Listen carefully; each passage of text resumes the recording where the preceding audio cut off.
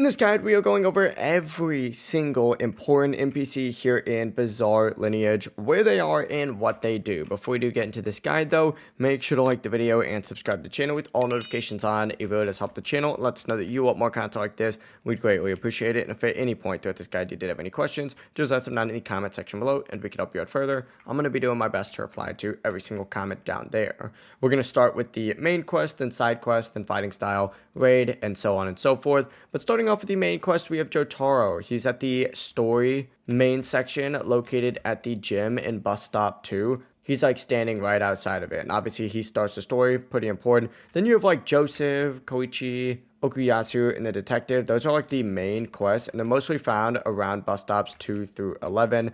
Then you have your side quest NPCs for pretty good rewards. You have like Shizuka, this is the eye quest. You have Rose, which is the perk unlock, Ancient Ghost, which is the ripple quest, and you have the ability from all of these guys to get like XP, chest, arrows, so you get some pretty useful stuff from them. On top of that, you have your fighting style NPCs like the boxing coach, that's going to be in the gym. You have the samurai master in the market and the karate sensei in the park.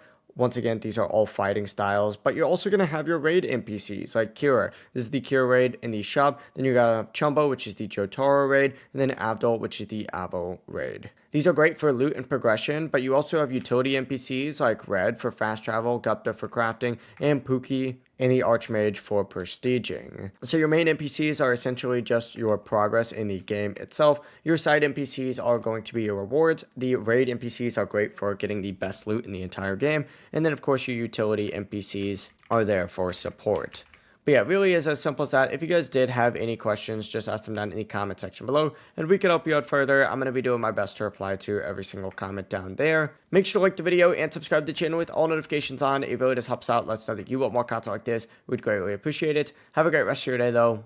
Peace.